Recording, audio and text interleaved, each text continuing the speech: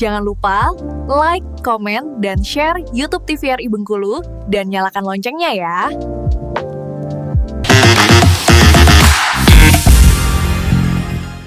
Assalamualaikum warahmatullahi wabarakatuh. Obrolan pas di sini kembali lagi di episode kali ini dan bersama saya Iqbal Fatwa.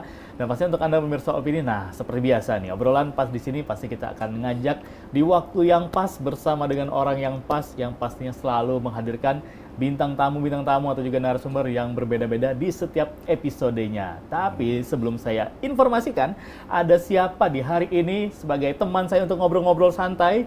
Nah, yang pastinya untuk Anda pemirsa opini jangan lupa bisa subscribe YouTube channel TVRI Bengkulu biar bisa nonton obrolan pas di sini kapan saja pemirsa mau tonton dan juga di mana saja. Dan langsung saja nih saya akan memperkenalkan untuk bintang tamu kita di kali ini, Kepala Dinas Kesehatan Kota Bengkulu, ada Bapak Joni Haryadi. Assalamualaikum Pak Joni. Waalaikumsalam. Sehat Pak Joni? Sehat, alhamdulillah. Alhamdulillah. Karena sehari-harinya berkutat dengan dunia kesehatan Pak ya. Iya. Jadi lebih enak untuk kontrol kesehatan badan sendiri. Wah, luar biasa nih. Gimana Pak Joni kesibukannya akhir-akhir ini untuk di Dinas Kesehatan Kota Bengkulu Pak? Jadi alhamdulillah kita sehari-hari sibuk mengontrol masyarakat ya. Terutama mengontrol pelayanan yang terdepan kita, puskesmas dan rumah sakit, agar supaya pelayanan kepada masyarakat itu berjalan dengan lancar dan bisa memuaskan masyarakat. Oke, jadi sehari-hari berkutat dengan dunia kesehatan, terus berhubungan dengan juga masyarakat, bagaimana pelayanan untuk kesehatan seluruh masyarakat yang ada di Kota Bengkulu ini. Tapi sebelum itu pemirsa opini tak kenal maka tak sayang. Saya mau lebih mengenal lagi beliau dan juga pastinya pemirsa opini penasaran dari sepak terjang beliau, terus bagaimana akhirnya beliau menjadi seorang abdi negara dan sekarang sebagai Kepala Dinas Kesehatan Kota Bengkulu. Nah, Pak Joni, saya mau ngobrol-ngobrol mengajak Pak Joni flashback puluhan tahun yang lalu nih. Begitu menjelang tamat SMA nih. Nah, apa yang ada di pikiran Pak Joni? Sepertinya nih saya mau dong memilih di pendidikan kesehatan. Jadi saya bisa sampaikan di sini saya nggak SMA ya, tapi saya SPK. SPK. Ya, Sekolah Perawat Kesehatan. Oke, berarti ini menentukannya begitu tamat SMP. SMP. Langsung memilih. Ya, tamat SMP itu kita memilih Sekolah Perawat Kesehatan karena Sekolah Perawatan Kesehatan itu kan ini ada ikatan dinas ya. Begitu kita tamat langsung bisa bekerja. Langsung pegawai negeri kayak gitu. Jadi kita mencoba peruntungan di jalur kesehatan. Oke. Nah, ini kan dari tamat SMP ke SMA ini kan termasuk usia yang masih muda sekali untuk menentukan satu pilihan. Nah, apa yang membuat Pak Joni ini akhirnya memilih masuk SPK nih? Apakah memang dari orang tua juga yang mendorong atau juga dari keluarga yang lain sudah ada juga sebelumnya bersekolah di SPK? Ya. Kalau untuk dari keluarga, sebenarnya keluarga ada beberapa keluarga yang memang dari perawat ya. Kalau untuk orang tua kebetulan pedagang dan pekebun. Jadi nggak ada basicnya ya untuk di kesehatan itu ya. Kita aja yang mencoba untuk bisa bekerja sambil beribadah karena betul. Konsepnya itu bekerja sambil beribadah. Kita bekerja, kita mendapat bayaran, kemudian kita nolong orang juga kita dapat pahala. Dapat pahala, benar. Itu yang kalau kita bekerja di bidang kesehatan, konsepnya itu bekerja sambil beribadah. Melayani masyarakat juga, terus juga bekerja juga, pahalanya double. Bahayanya double gitu. Pahalanya double. Karena bekerja kan juga sebagian dari ibadah juga. Menolong orang juga apalagi dapat pahala juga nih. Dan pada saat itu memilih untuk jalur kesehatan nih. Nah, kalau dari Pak Joni sendiri memang suka Pak untuk di bidang, kalau di kesehatan kan pasti seputar fisika, biologi. Nah, zaman SMP ini memang hobi untuk pelajaran-pelajaran untuk di bidang kesehatan Pak. Sebenarnya kalau lihat dari SMP-nya ya enggak sih. Kita sekedar ini aja, coba aja karena waktu itu sekolah perawat itu jadi favorit ya. Favorit.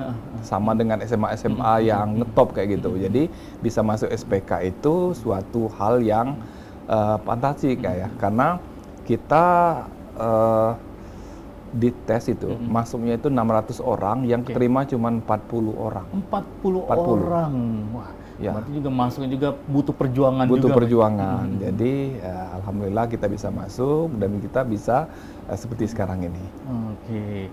Nah, pemirsa Opini kan pasti penasaran juga, Pak. SPK-nya itu di mana sih, Pak?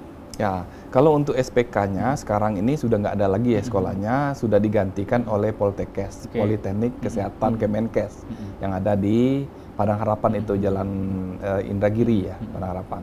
Oke, berarti dulu juga tetap di Bengkulu gitu, Pak Ya, ya? tetap di Bengkulu. Oke, sekarang yang sudah berubah nih menjadi Poltekkes Kemenkes Ya, yang ada di Padang Harapan atau di Jalan Indragiri. Ya.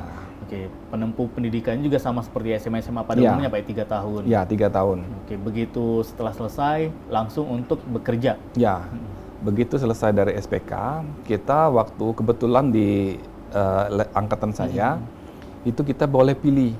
Oke. Kalau kakak kelas, sebelumnya nggak ditempatkan mau nggak mau, misalnya di utara kayak siap gitu. nggak siap pokoknya Ya, harus siap gitu. Iya, sesuai dengan kebijakan ini aja, pemerintah ya. Di mana dibutuhkan Di gitu. mana Pak, ya? butuhkan, misal utara, satu angkatan di utara semua, Oke. Kabupaten Bengkulu Utara Iya. ya. Kalau kebetulan di angkatan saya, kita boleh milih. Pilihannya ada dua nih, mau ke kota atau ke kabupaten. Kemudian di kabupaten juga mau di rumah sakit atau di puskesmas. Oke. Kita bisa milih. Beruntung sekali masuk pada saat di angkatan itu, Pak. Teman saya banyak yang milih, ada yang milih di Curup, ada ke utara, ke rumah sakit, puskesmas semuanya. Kalau saya kebetulan saya tinggal di kota, saya pilih kota. Kota saya pilih lagi rumah sakit. Jadi saya awalnya bekerja di rumah sakit Dr. M. Yunus sejak tahun 94. Wah, ini 94 berarti M. Yunus masih di tempat yang lama, Pak ya? Ya, masih di Padang Harapan Di juga. Padang Harapan. Iya. Oke, nah ini kan biasanya di seputar dunia kesehatan kan berurusan dengan pasien yang pasti lagi sakit. Nah, ada rasa ketakutan nggak, Pak? Ini yang biasanya sering orang-orang juga tanyakan di pemirsa Opini, yang para pekerja di bidang kesehatan ini kan harus dinas malam. Ya, Nah, mungkin mengurus, ya namanya rumah sakit kan punya segudang cerita misterinya, atau Ya. mistisnya. Nah, pertama kali nih untuk bekerja ada rasa ketakutan nggak pada saat ini? Wah, ini nih di rumah sakit tengah malam gitu. tapi kalau kita sudah jadi perawat ya, awalnya memang kita nggak suka darah ya, kita takut dengan yang seperti itu. Tapi setelah jadi perawat, keberanian itu muncul. Ya, keberanian Otomatis itu muncul. otomatis muncul. Kita nggak takut apapun. Sama hantu nggak takut, sama orang yang meninggal biasa. Kemudian juga apa aja ya biasa. Jadi kita itu dikarbit, jadi dipaksa untuk dewasa. Iya, dipaksa untuk dewasa. Jadi mau nggak mau ya semua hal yang ini yang nggak ada takut-takutnya, nggak berani kayak gitu. Semuanya kita wajib menjadi dewasa dan bisa bertanggung jawab. Oke, karena kan kalau kita lihat di rumah sakit kan pada saat piket malam nih, Pak, hanya 2 orang, kadang 3 orang menjaga di lorong yang ya tengah malam situasi di rumah sakit dengan cerita-cerita mistis misteri. Iya. Berarti lama-lama juga terbiasa Iya, gitu, Pak ya. terbiasa. Jadi sempat juga mengalami hal-hal seperti itu ya, mistis itu. Cuman karena kita nggak takut ya, sekedar hiburan aja jadinya. Lucu ya berarti ya. Hiburan. Berarti teman-teman di dunia kesehatan ini menganggap hal mistis itu sebagai hiburan, Pak ya? Hiburan. Menghilang ngantuk. Iya, pernah. Kelihatan ataupun kursi gerak, meja gerak, kita diturunkan dari tempat tidur, ya semuanya ya jadi cerita lucu. Ya, Berbeda biasanya kalau cerita orang-orang umum yang mengalami, Pak ya mungkin nggak berani lagi nggak masuk berani sana. lagi. Nggak berani lagi, nggak mau lagi datang ke rumah sakit. Iya. Gitu.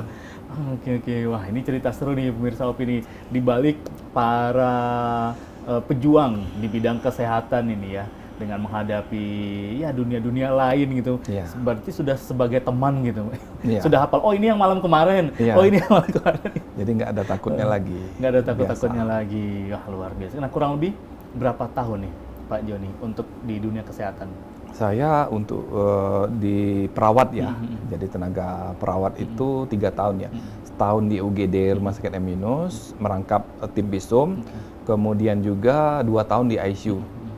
Habis itu saya tugas belajar ya di UI, Oke. Universitas Indonesia, saya kuliah lagi D3, kemudian kembali lagi ke Rumah Sakit M. Yunus selama 2 tahun di bidang perawatan dan bidang rekam medis, kemudian saya kuliah lagi. Oke. Kuliah lagi di Unair Surabaya. Kemudian dari Unair saya ditempatkan di Bapeda Provinsi, nggak di pelayanan lagi, tapi di perencanaan ya, Badan Perencanaan Pembangunan Daerah Provinsi. Selama 2 tahun juga. Kemudian saya diminta lagi pindah ke Dinas Kesehatan Provinsi. Baik lagi ke Jadi dunianya. Iya, balik lagi. Tapi di program kita, Oke. kita pegang anak ya waktu itu di Kesga-nya.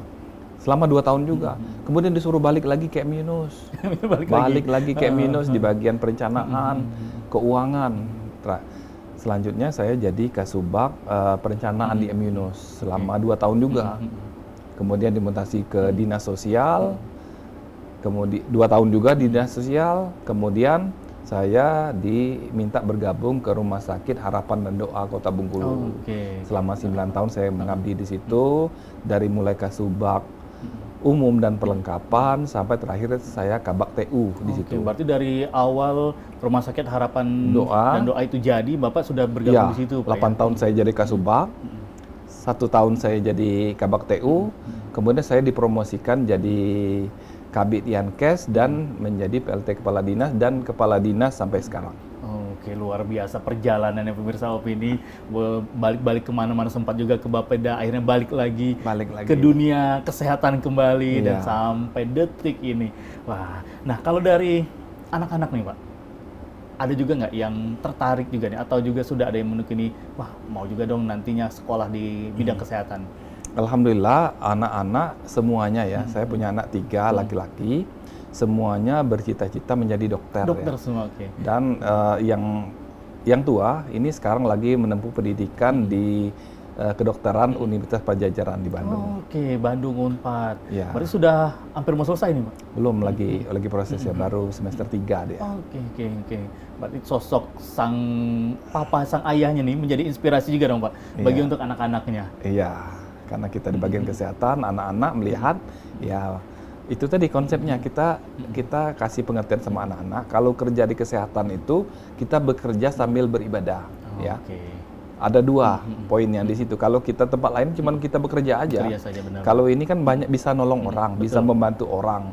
Orang itu sembuh, orang itu bisa dibantu, kan akhirnya kan kita dapat pahala. Orang bahagia, kita juga bahagia karena dapat pahala juga. Iya. Pak, ya. Oke, Pak Joni, kita tahan dulu obrolan kita Pak Joni di segmen ini, dan pemirsa opini jangan kemana-mana, tetap di obrolan pas di sini.